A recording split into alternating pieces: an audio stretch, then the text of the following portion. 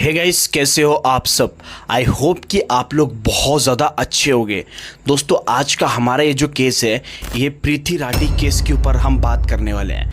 I know आप में से काफ़ी सारे लोगों ने या कुछ लोगों ने इस केस के बारे में ज़रूर सुना होगा। आप में से कितने लोगों ने इस केस के बारे में सुना है मुझे कॉमेंट करके ज़रूर बताना। लेकिन अगर आप लोगों ने इस केस के बारे में नहीं सुना तो वीडियो में एंड तक ज़रूर बने रहना। आज मैं पूरी वीडियो में इस केस को आपके सामने एक्सप्लेन करूँगा। और दोस्तों, विश्वास मानिए, ये केस इतना ज़्यादा दर्दनाक है कि आज आप इस केस को सुनोगे तो आपकी भी आत्मा बुरी तरीके से कांप जाएगी। क्योंकि जिस तरीके से एक लड़की के साथ में हैवानियत की गई थी, ये शायद हम आशा करते हैं कभी किसी लड़की के साथ में ना हो। जी हाँ दोस्तों, तो चलिए केस की शुरुआत करते हैं। क्या हुआ था, क्या नहीं हुआ था, सब कुछ हम डिटेल में जानने की कोशिश करेंगे। चलिए वीडियो की शुरुआत करते हैं। दोस्तों, इस कहानी की मेन कैरेक्टर एक लड़की है जिसका नाम प्रीति राठी है, जो कि दोस्तों दिल्ली के नरेला नाम के इलाके में रहा करती थी। वो बेसिकली बचपन से दिल्ली की रहने वाली थी, अपने माता पिता के साथ में रहा करती थी। ये जो लड़की है, इसकी उम्र लगभग 22 साल की थी और अच्छी खासी लड़की थी, सुंदर काफ़ी थी और पढ़ाई लिखाई में भी बहुत ज़्यादा अच्छी थी। तो दोस्तों, ये जो लड़की थी, इसकी पढ़ाई लिखाई कंप्लीट हो चुकी थी, पूरी हो चुकी थी।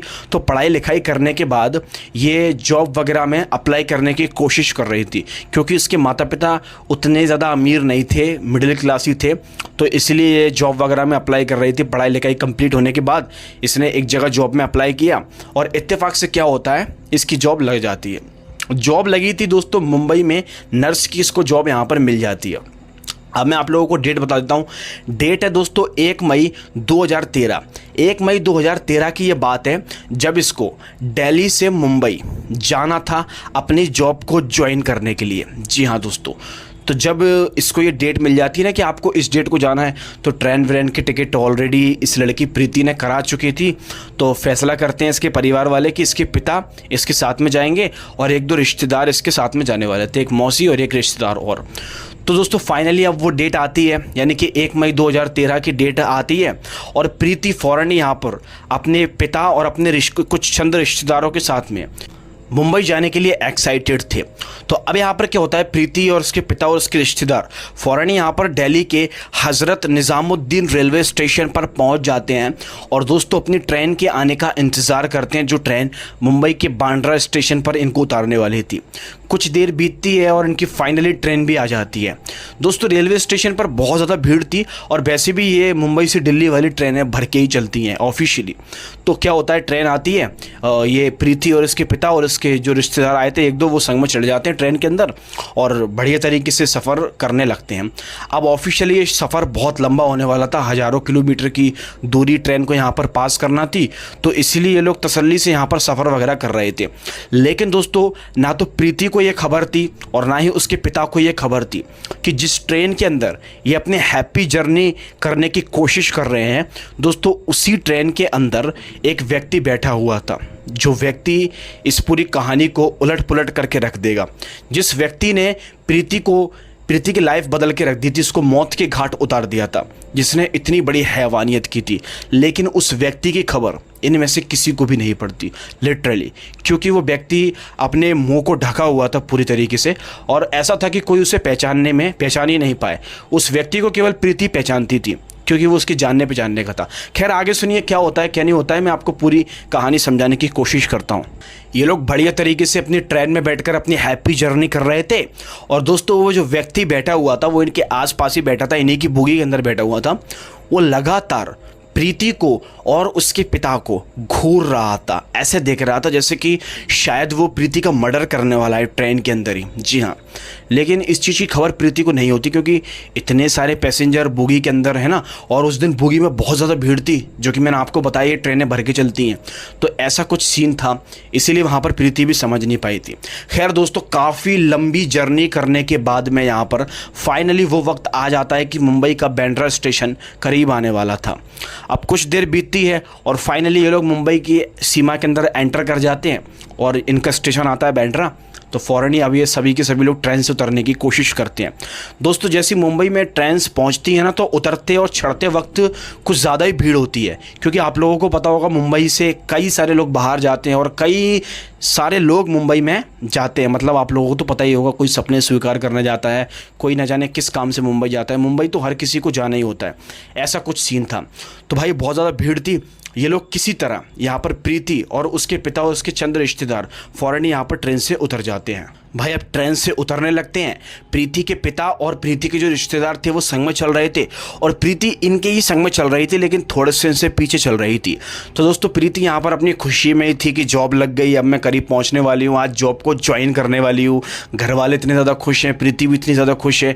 यही सब खुशी के पलों को सोचते सोचते वो आगे की ओर बढ़ती जा रही थी, बढ़ती जा रही थी, बढ़ती जा रही थी। कुछ ही देर के बाद प्रीति की ये जो सोच रही थी ना अभी इतनी खुशी के मोमेंट्स को, वहाँ से उसका ध्यान हटता है और एकदम से उसका ध्यान आता है कि मैं तो रेलवे स्टेशन पर चल रही हूँ। और जब वो देखती है कि अपने आसपास के उसके माता पिता कहाँ हैं, मतलब उसके पिता और उसके रिश्तेदार कहाँ हैं, तो वो अपने आसपास उसके पिता और रिश्तेदार को नहीं पाती। ये देखकर वो बहुत शॉक हो जाती है। प्रीति ये देखकर समझ जाती है कि शायद वो आगे की ओर निकल गए हैं, इसीलिए उसे भी जल्द से जल्द पहुंचना होगा।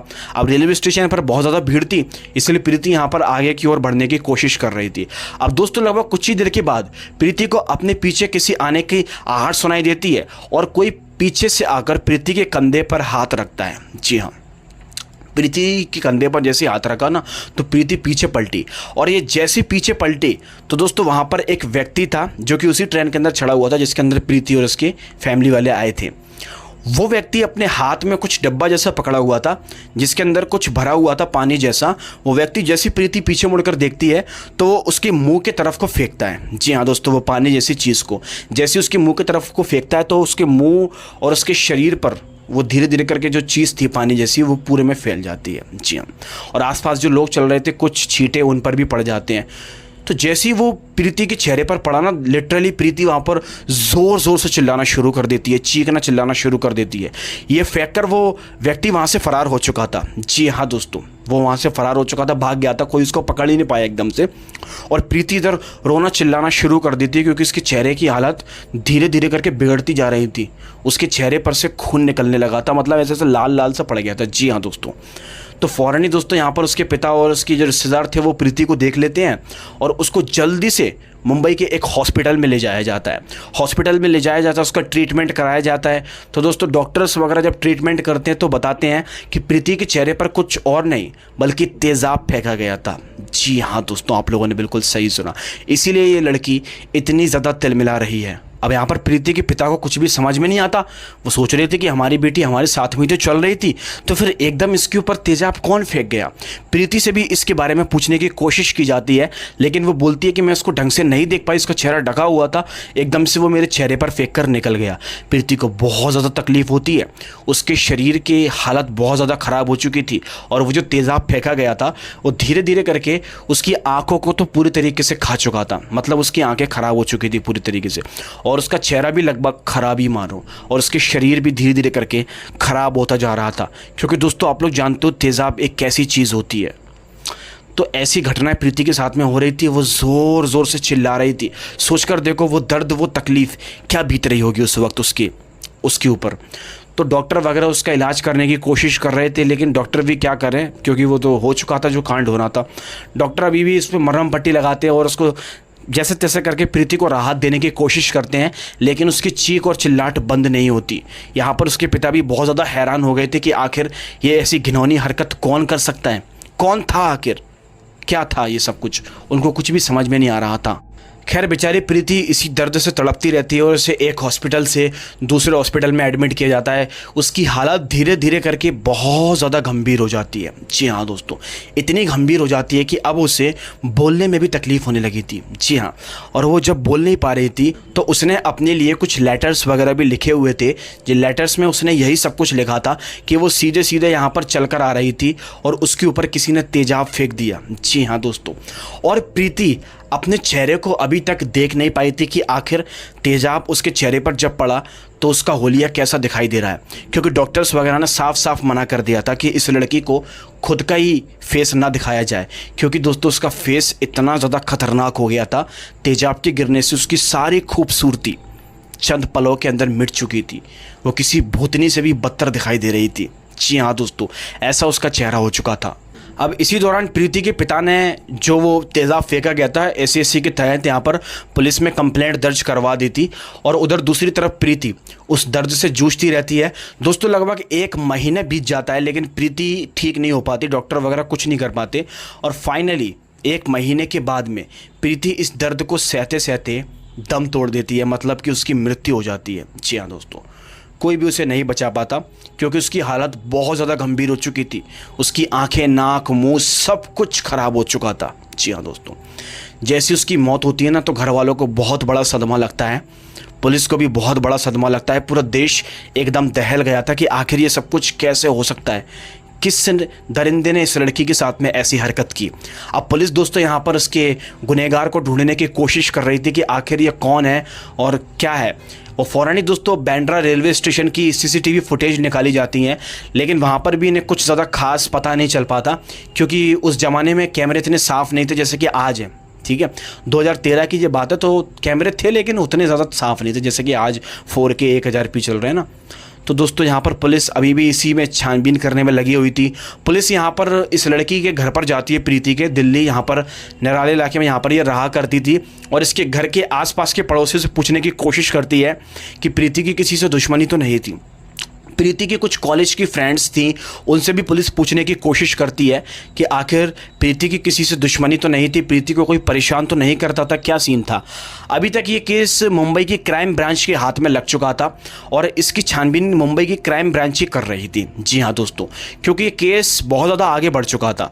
तो कुछ पुलिस वाले जब यहाँ पर उसकी फ्रेंड से पूछने की कोशिश करते हैं तो दोस्तों प्रीति के फ्रेंड के ज़रिए पुलिस वालों को पता चलता है कि एक अंकुर पुआर नाम का लड़का है जो कि प्रीति को अक्सर डराया करता था। ये बात प्रीति अपनी दोस्तों को बताया करती थी। डराता था, धमकाता था, मारने की धमकी देता था, और वो भी इसीलिए क्योंकि वो उससे शादी करना चाहता था। अब पूरी बात क्या थी ये सब जानने के लिए पुलिस यहाँ पर अंकुर पुआर के घर पर जाती है और उसे वहाँ से उठा लेती है। उसे उठाने के बाद उससे पूछताछ की जाती है। अंकुर पुआर वहीं पर ही अपने घर के आसपास भटक रहा था, तो उसे उठाने के बाद पुलिस यहाँ पर पूछताछ करती है। वो कुछ भी नहीं बताता, लेकिन उसके चेहरे पर डर को देखकर पुलिस समझ गई थी कि यही उस लड़की का गुनहगार है। जब उसकी कॉल डिटेल के ज़रिए खंगाली जाती है तो पता चलता है कि जिस दिन प्रीति का मर्डर हुआ था, मतलब जिस दिन प्रीति पर तेजाब फेंका गया था, उस दिन इसकी लोकेशन मुंबई में दिखा रही थी, जिससे पुलिस को शक हो चुका था कि इसी ने प्रीति के ऊपर तेजाब फेंका है। अब पुलिस यहाँ पर इसकी अच्छी तरीके से खातिरदारी करती है और इससे पूछने की कोशिश करती है कि आखिर पूरा मामला क्या है, और ये सारी वारदातें उगल देता है। ये बोलता है कि हाँ, मैंने प्रीति को मारा है, और किस लिए मारा आप लोगों को पता है? आप लोग शॉक हो जाओगे। मैंने प्रीति को इसीलिए मारा है क्योंकि मैं उसे काफ़ी दिनों से शादी के लिए प्रपोज़ कर रहा था, लेकिन वो मेरे प्रपोज़ को एक्सेप्ट नहीं कर रही थी। और साथ ही साथ दोस्तों, प्रीति की नौकरी लगने से कहीं ना कहीं ये लड़का जल गया था उससे, क्योंकि ये प्रीति के पड़ोस में ही रहा करता था। जी हाँ, इसके घर वाले इसको ताने देते थे कि तेरे ही पड़ोस की लड़की होकर उसकी जॉब लग गई और तू ज़िंदगी में कुछ नहीं कर पाया। इसीलिए इस लड़के को ये बात बही नहीं और इसने प्रीति की खूबसूरती को मिटाने का सोचा, लेकिन ये कहाँ जानता था कि इसमें प्रीति की जान ही चली जाएगी। जी हाँ दोस्तों, प्रीति ने इसके प्रपोजल को एक्सेप्ट नहीं किया, बस इसीलिए इसने प्रीति के ऊपर तेजाब फेंक दिया। ये दोस्तों पूरी वारदात थी छोटी सी, जो कि पुलिस को उस लड़के के द्वारा पता चलती है। खैर, उसे अरेस्ट तो कर लिया जाता है और यहाँ पर दोस्तों पुलिस और ये कोर्ट तक भी मामला जाता है, तो यहाँ पर तय होता है इस लड़के अंकुर पुआर को फांसी की सज़ा सुनाई जाएगी। जी हाँ दोस्तों, ऐसा यहाँ पर डिसीजन लिया गया था, लेकिन कुछ आर्टिकल से स्टडी करने पर मुझे पता चला है कि फांसी की सज़ा से हटकर उसे यहाँ पर उम्र कैद की सज़ा करवा दी गई थी, जो कि आज उसे सज़ा मिल भी गई है। हम तो दोस्तों यही आशा करेंगे कि उसको कड़ी से कड़ी सज़ा मिलनी चाहिए थी, क्योंकि उसने जो काम किया था वो लिटरली एक पूरी दुनिया को शर्मसार कर देने वाली हरकत उसने यहाँ पर की थी। जी हाँ, आप लोगों को क्या लगता है दोस्तों? मुझे कमेंट करके ज़रूर बताना, और आप इस केस के बारे में क्या कहना चाहते हो। तो चलिए अब हम मिलेंगे आपसे एक और दिल दहला देने वाली कहानी के साथ। तब तक के लिए आप लोग अपना बहुत बहुत ध्यान रखें, सुरक्षित रहें। Bye bye.